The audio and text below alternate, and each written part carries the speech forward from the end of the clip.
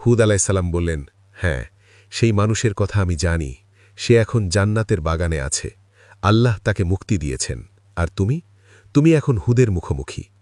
সর্দার রাগে ঝাঁপিয়ে পড়লেন হুদের ওপর, কিন্তু মুহূর্তের মধ্যেই আদ জাতির সর্বশ্রেষ্ঠ সেই বীর সর্দার মাটিতে লুটিয়ে পড়লেন। হুদ আলাইসাল্লাম তাকে কুপকাত করে ফেললেন। রাজসভায় সবাই স্তব্ধ। হুদ আলাইসাল্লাম বললেন, দেখো, আমি তোমাদের সর্দার হতে আসিনি, আমি রাষ্ট্র ক্ষমতা চাই না, আমি তোমাদের সতর্ক করতে এসেছি। তোমরা যদি মূর্তি না ভানো, অহংকার না ছাড়ো, তাহলে এমন একটা আযাব আসবে যার কথা তোমরা কল্পনাও করতে পারবে না। কিন্তু যাদের বুক অহংকারে ভরা, তাদের কাছে ভালো কথা পৌঁছায় না। পাথরের দেয়ালে পাথর ধাক্কা খেয়ে ফিরে আসে, ঠিক তেমনি হুদ আলাইসাল্লামের কথাগুলো তাদের কাছে পৌঁছাল না। হুদ আলাইসাল্লাম তারপরেও থামলেন না। প্রতিদিন বাজারে যেতেন, ঘরে ঘরে যেতেন, রাজপ্রাসাদে যেতেন, বলতেন, ফিরে এসো, এখনও সময় আছে। কিন্তু তারা তাকে পাগল বলত। বয়োজ্যেষ্ঠরা বলত, হুদ, তোমার কথায় যদি সত্যিই জোর থাকত, তাহলে তো আমাদের এই প্রাসাদগুলো এতদিনে ভেঙে পড়ত। সত্যকে বারবার প্রত্যাখ্যান করার একটা পরিণতি আসে। সেই পরিণতি এলো। একদিন হুদ আলাইহিসসালাম রাজসভায় গেলেন। সর্দাররা তখন সোনার সিংহাসনে বসে। হুদ সবাইকে জিজ্ঞেস করলেন, তোমরা কি স্বীকার করো যে আমি তোমাদের মাঝে সবচেয়ে শক্তিশালী? সর্দাররা মাথা নাড়ল। হ্যাঁ হুদ, তুমি শক্তিশালী। আমাদের মূর্তিদের দয়ায় তুমি শক্তিশালী। হুদ আলাইহিসসালাম বললেন, না, এই শক্তি মূর্তিদের দয়ায় নয়, এই শক্তি আল্লাহর দেওয়া। এবং সেই আল্লাহর কসম করে বলছি, তোমরা যদি না ফেরো, তিনি তোমাদের ওপর এমন বিধ্বংসী আযাব পাঠাবেন যা তোমরা কল্পনাও করতে পারবে না। সর্দার হেসে বলল, কিসের আযাব? যে বাতাস আমাদের হুকুমে চলে, সেই বাতাস দিয়ে আযাব দেবে? আমরা বাতাসকেও রুখে দিতে পারব। এরপরই শুরু হল। প্রথম বছর আকাশ থেকে বৃষ্টি বন্ধ হয়ে গেল। নদী নালা শুকিয়ে আসতে লাগল। কুয়ো থেকে পানি উঠছে না। মাটি ফেটে পাথরের মতো শক্ত হয়ে গেল। আদ জাতি আকাশের দিকে তাকিয়ে থাকত, কখন বৃষ্টি আসবে। কিন্তু আকাশ কোনো জবাব দিচ্ছে না। তারপরেও তারা অহংকার ছাড়ল না। সর্দারকে তৃষ্ণার্ত অবস্থায় দেখে হুদ আলাইহিসসালাম কাছে গেলেন, জিজ্ঞেস করলেন, মনে আছে মরুভূমিতে বাঁধা সেই নিষ্পাপ মানুষটার কথা? সেও এভাবে তৃষ্ণার্ত ছিল। সর্দার জবাব দিল, এটা সামান্য সমস্যা, আমরা শক্তিশালী মানুষ, এটুকু সহ্য করতে পারব। দ্বিতীয় বছরও বৃষ্টি এলো না। এবার পশুরা পানির অভাবে মাটিতে লুটিয়ে পড়তে লাগল। মানুষের জীব শুকিয়ে গেল। রাগে ক্ষোভে তারা খালি কলসি দেয়ালে ছুঁড়ে বাড়তে লাগল, কিন্তু মূর্তির সামনে গিয়ে মাথা নত করল না। বলল, কেউ আমাদের মাথা নত করাতে পারবে না। তৃতীয় বছর এলো। আবার খরা। এবার সেই হাসি নেই, সেই গর্জন নেই, সেই দাম্ভিক কণ্ঠস্বর নেই। যে কণ্ঠ একসময় বলতো, আমাদের চেয়ে শক্তিশালী কে, সেই কণ্ঠ এখন ফিসফিস করছে, একটু পানির জন্য। যে হাত একসময় নিরীহ মানুষের গলা চেপে ধরত, সেই হাত এখন কাঁপছে। তারপর মানুষ হুদ আলাইহিসসালামের কাছে এলো। হুদ আলাইহিসসালাম তখন শুধু এটুকু বললেন, এখন আযাবের সময় এসে গেছে। তোমাদের তাৎক্ষণিক ধ্বংস করলে অন্যায় হয়ে যেত, তাই মহান আল্লাহ তোমাদের তিলে তিলে সেই কষ্ট দিয়েছেন যা তোমরা যুগের পর যুগ দুর্বলদের দিয়েছিলে। তারপর একদিন আকাশে 3টি মেঘ দেখা দিল, একটি লাল, একটি সাদা, একটি কালো। আকাশ থেকে ঘোষণা এলো, হে আদ জাতি, এই 3 মেঘের মধ্যে তোমরা যে কোনো একটি বেছে নাও। সর্দাররা একসাথে আঙুল তুলল কালো মেঘের দিকে, বলল, কালো মেঘ, ওতেই সবচেয়ে বেশি পানি আছে, ওটাই আমাদের জন্য রহমত। মানুষ উল্লাসে ফেটে পড়ল, নাচতে শুরু করল। হুদ আলাইহিসসালামের দিকে তাকিয়ে চিৎকার করল, দেখো হুদ, বৃষ্টি আসছে, তোমার আল্লাহ ছাড়াই আমাদের দেবতারা আমাদের বৃষ্টি পাঠাচ্ছে। হুদ আলাইহিসসালাম দূরে দাঁড়িয়ে কোনো কথা বললেন না, শুধু ধীরে ধীরে পাহাড়ের দিকে পা বাড়ালেন। তারা জানত না, সেই কালো মেঘে বৃষ্টি নেই, আছে তাদের ধ্বংস। আকাশ কালো হয়ে এলো, বাতাস হিম শীতল হয়ে গেল। মানুষ উপরে তাকিয়ে অপেক্ষায়। 3 বছর পানির জন্য কাদার পর আজ মেঘ দেখে তারা খুশিতে নাচছে। কিন্তু বৃষ্টির ফোঁটা পড়ল না। এলো বাতাস, প্রথমে মৃদু, যেন কেউ দূর থেকে শ্বাস ফেলছে। মানুষ বলল, আরে, এটাই তো পরিচিত বাতাস, এই বাতাস আমাদের বন্ধু। কিন্তু এই বাতাস আগের বাতাস ছিল না। এর গন্ধ ছিল আলাদা, শব্দ ছিল আলাদা, মাটির ভেতর থেকে যেন গর্জন উঠছে। এক বৃদ্ধ মানুষ বললেন, এ বাতাস আমি আগে কখনো দেখিনি, ভয় লাগছে। কিন্তু তরুণরা হাসল, বলল, আরে বুড়ো, ভয় পেয়ে গেছ, এই বাতাস আমাদের কিছু করতে পারবে না। তারপর বাতাস তীব্র হল, বাজারের তাঁবুগুলো উড়ে গেল এক ঝাপটায়। মানুষ সেগুলো ধরার চেষ্টা করল, পারল না। বড় বড় গাছ উপড়ে পড়তে শুরু করল। যে গাছের গুড়ি 2 জন মানুষ মিলে ধরতে পারত না, সেই গাছ বাতাসে কাগজের মতো উড়ে গেল। মানুষ বুঝল, এটা সাধারণ ঝড় নয়। দৌড় শুরু হলো, চিৎকার শুরু হলো, কিন্তু কোথায় যাবে? সব দিক থেকে বাতাস আসছে। সেই মিনারগুলো, আকাশ ছোঁয়া মিনার, সেগুলো দুলতে শুরু করল। প্রথম মিনারটা পড়ল, তারপর দ্বিতীয়টা, তারপর একের পর এক। প্রতিটা মিনার যখন পড়ছিল, একটা বিশাল শব্দ হচ্ছিল, যেন আকাশ ভেঙে পড়ছে। সর্দার দৌড়াচ্ছেন, তার বিশাল দেহী শরীর নিয়ে দৌড়াচ্ছেন, চিৎকার করছেন, বাতাস থামো, আমি তোমার মালিক, আমার হুকুমে থামো। বাতাস থামল না, কারণ এই বাতাস কখনো তার মালিক ছিল না। এই বাতাস ছিল আল্লাহর, এবং আজ আল্লাহ তার হুকুম দিয়েছেন। সেই মূর্তিগুলো, যাদের সামনে প্রতিদিন মাথা নত করা হতো, যাদের সামনে বলি দেওয়া হতো, বাতাসের একটা ঝাপটায় টুকরো টুকরো হয়ে গেল। এই মূর্তিগুলো কেউ বাঁচাতে এলো না। দ্বিতীয় দিনে বাতাস আরও তীব্র হল। যে বিশাল দেহী যোদ্ধারা একসময় এক ঘষিতে পাথর ভাঙত, তারা সেই বাতাসের মধ্যে দাঁড়িয়ে থাকতে পারছে না।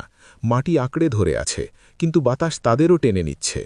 একজন যোদ্ধা, যে সারা জীবন দুর্বলদের উপর অত্যাচার করেছিল, সে এখন মাটিতে উপুড় হয়ে পড়ে ঘাস আঁকড়ে ধরার চেষ্টা করছে, কিন্তু পারছে না।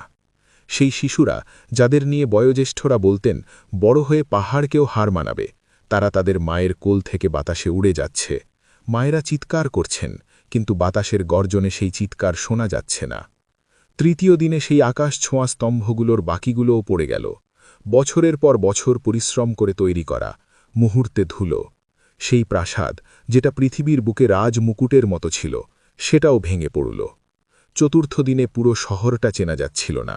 পথঘাট বালির নিচে, ঘরের দেয়াল ভেঙে পড়েছে। মানুষের আর্তনাদ ক্রমে কমে আসছে, কারণ মানুষ কমে যাচ্ছে। পঞ্চম দিনে যারা বেঁচে ছিল, তারা পালানোর চেষ্টা করছিল, কিন্তু কোন দিকে যাবে? মরুভূমিতে গেলে আরও তীব্র ঝড়, পাহাড়ের দিকে গেলে পাথর উড়ে আসছে। ষষ্ঠ রাতে সেই সর্দার, যে বলেছিল আমাদের চেয়ে শক্তিশালী কে, সে একা অন্ধকারে বসেছিল। তার সোনার প্রাসাদ তখন ধ্বংসস্তূপ, তার সোনার মুকুট বালির নিচে। সে একবার চেষ্টা করল উঠে দাঁড়াতে, পারল না। সপ্তম দিনে যা বাকি ছিল, শেষ হয়ে গেল। এভাবে 7 রাত 8 দিন পর ঝড় থামল। নীরবতা নেমে এলো, কিন্তু এই নীরবতা আগের নীরবতা নয়। আগে রাতে ঘোড়ার পায়ের শব্দ ছিল, মানুষের কথাবার্তা ছিল, প্রদীপের আলো ছিল। এখন কিছুই নেই, শুধু বালির সমুদ্র, আর সেই বালির উপর মানুষের লাশ।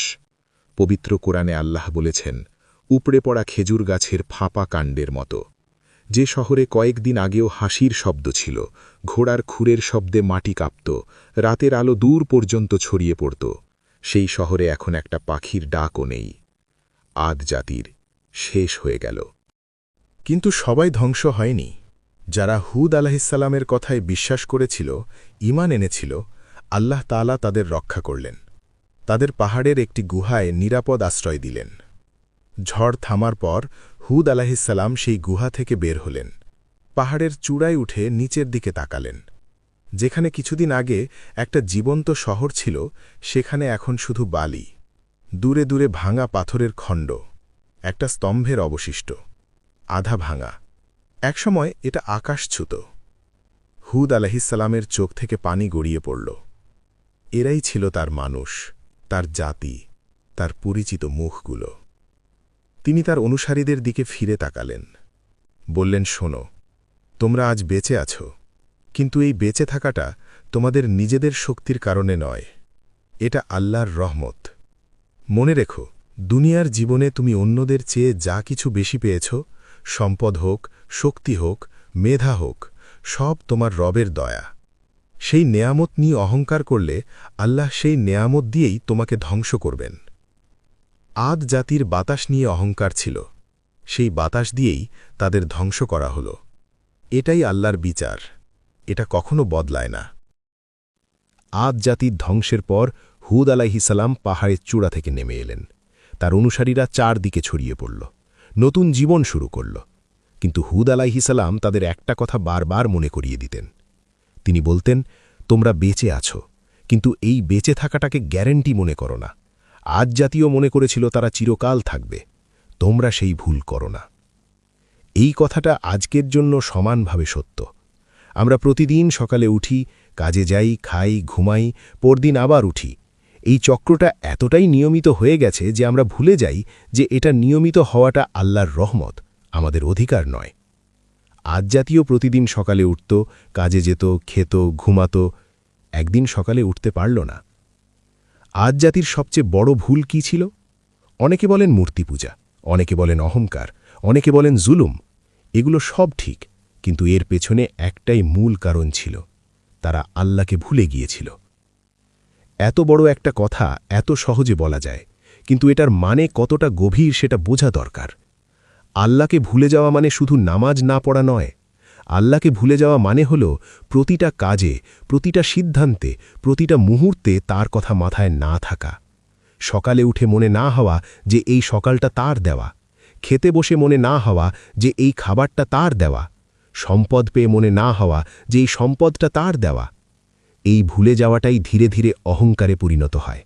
কারণ যখন মানুষ মনে করে সব কিছু সে নিজে অর্জন করেছে, তখন সে স্বাভাবিকভাবেই মনে করে সে অন্যদের চেয়ে ভালো, সে অন্যদের চেয়ে বেশি যোগ্য, সে অন্যদের চেয়ে বেশি হকদার। এই চিন্তাটাই বিষের মতো ছড়িয়ে পড়ে। তারপর একদিন পুরো জাতিটাই সেই বিষে আক্রান্ত হয়ে যায়।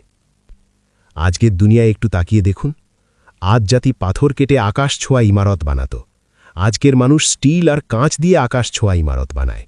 আজ জাতি বলতো, দেখো আমাদের স্তম্ভ, আজকের মানুষ বলে, দেখো আমাদের বুর্জ খলিফা। আজ জাতি তাদের শারীরিক শক্তি নিয়ে গর্ব করত, আজকের মানুষ পারমাণবিক অস্ত্র নিয়ে গর্ব করে, বলে আমাদের কাছে এমন অস্ত্র আছে যা পুরো দেশ মুহূর্তে শেষ করে দিতে পারে। আজ জাতি বলতো, এই মাটির উত্তরাধিকারী একমাত্র আমরা। আজকের পরাশক্তিগুলো বলে, এই পৃথিবীর নিয়মকানুন আমরা ঠিক করব। শব্দগুলো বদলেছে, মানসিকতাটা বদলায়নি। এই কারণেই আল্লাহ তাআলা কোরআনে রেখেছেন, শুধু আরবদের জন্য নয়, শুধু সেই যুগের মানুষের জন্য নয়, কিয়ামত পর্যন্ত যত মানুষ আসবে সবার জন্য। হুদ আলাইহিসালাম শেষে যে কথাটা বলেছিলেন সেটাই এর সার কথা। তিনি বলেছিলেন, অহংকার আল্লাহর চাদর, আর আল্লাহ তার চাদর নিয়ে টানাটানি কখনো সহ্য করেন না। আজ জাতি সেই চাদর টেনেছিল, পরিণাম ইতিহাস হয়ে গেছে। আহকাফের বালির নিচে চাপা পড়া সেই শহর আজও কালের সাক্ষী দিচ্ছে, নীরবে বলছে, এসো আমাকে দেখো, আমি একসময় পৃথিবীর সবচেয়ে শক্তিশালী শহর ছিলাম, আজ আমি বালির নিচে, তুমি কোথায় যাচ্ছ? এই প্রশ্নের জবাব প্রতিটা মানুষকে নিজেই দিতে হবে, আল্লাহর সামনে একা বাড়িয়ে। সেদিন আজ জাতির সর্দার থাকবে না পাশে, সেদিন সম্পদ থাকবে না, সেদিন ক্ষমতা থাকবে না, সেদিন শুধু থাকবে কে আল্লাহকে মনে রেখেছিল আর কে ভুলে গিয়েছিল। আল্লাহ তাআলা আমাদের সবাইকে বোঝার তৌফিক দিন, যা পেয়েছি সেটা নিয়ে কৃতজ্ঞ থাকার শক্তি দিন, ভুল দেখলে সাহস করে বলার শক্তি দিন, অহংকার থেকে দূরে রাখুন আর সেই পরিণতি থেকে রক্ষা করুন যে পরিণতি একবার এলে আর ফেরার পথ থাকে না।